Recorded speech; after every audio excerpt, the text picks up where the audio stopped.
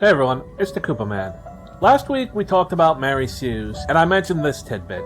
Being a self-insert or an author avatar doesn't automatically make a character a Mary Sue. And while a good number of Mary Sue's are indeed self-inserts, not all self-inserts are Mary Sue's. In fact, I also proved that not all Sues are self-inserts either. Which brings up the obvious question. How can you have a self-insert character without it devolving into a Mary Sue?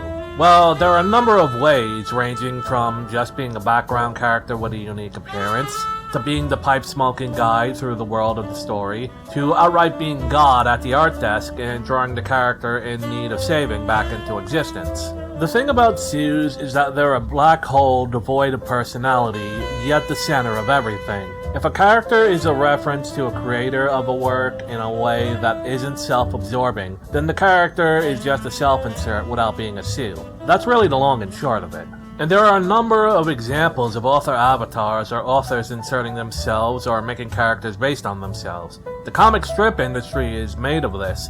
Peanuts' main character, Charlie Brown, is based on Chuck Schultz's own childhood experiences.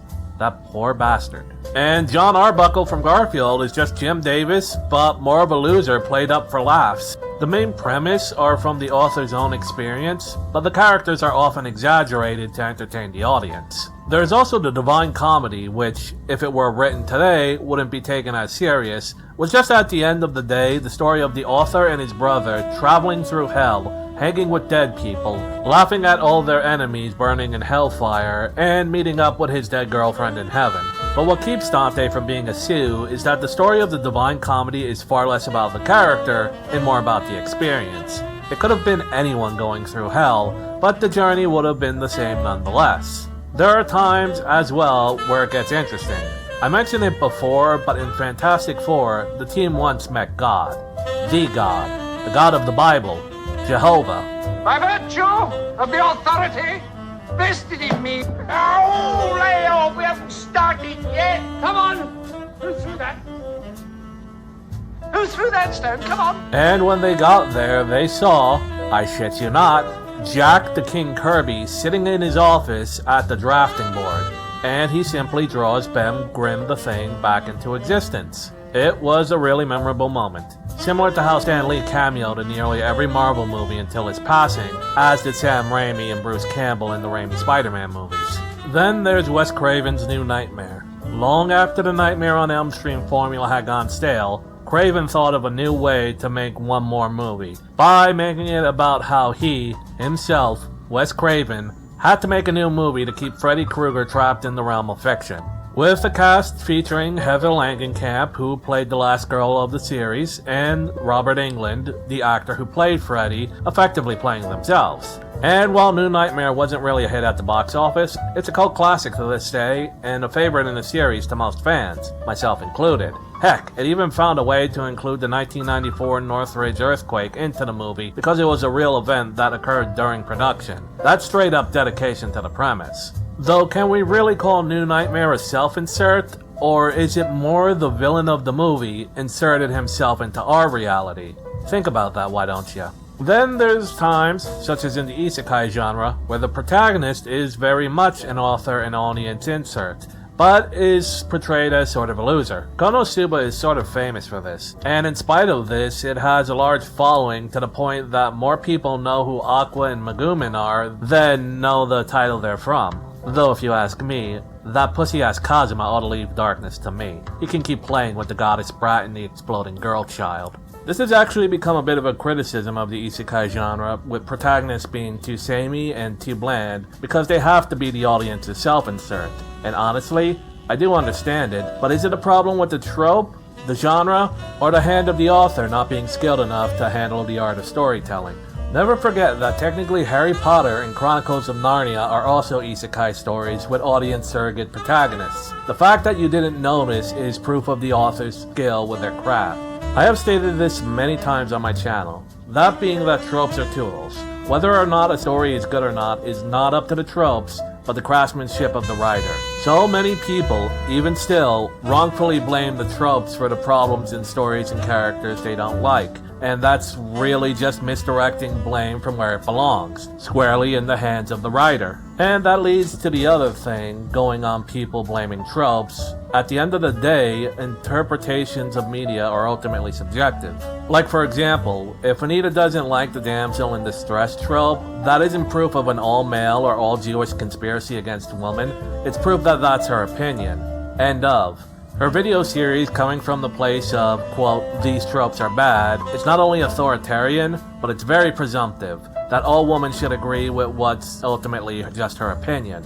As such, when people say they dislike a certain trope, like damsel in distress, or like the author avatar or self-insert, that's a sign that the trope or genre is ultimately just not to their taste. I personally didn't like Citizen Kane. Doesn't mean it's not a good movie, but it also doesn't mean that it's an Italian-American plot against the Koopa Collective.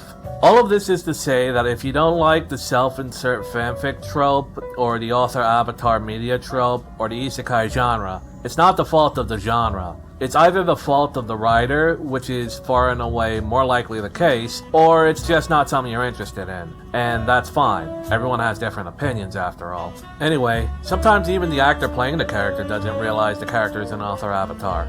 Jason Alexander in the early seasons of Seinfeld played his character, George Costanza, sort of like Woody Allen. It wasn't until the episode where George yelled at his boss, quit his job, and then came in the next day pretending he didn't do it, where Alexander thought it was against his character he was playing.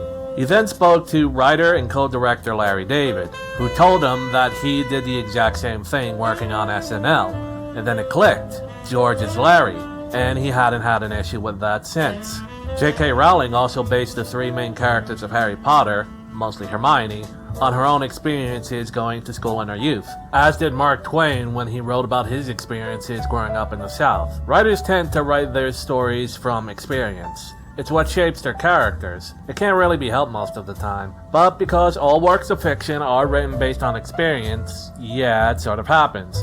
Harry Potter is as much Rowling as he is her son, basically. Sailor Moon's Usagi Tsukino and Minako Aino are both based on their creator, Naoko Takeuchi, and Tuxedo Mask is based on her husband, Yoshihiro Togashi, the creator of Yu Yu Hakusho and... Hunter x Hunter.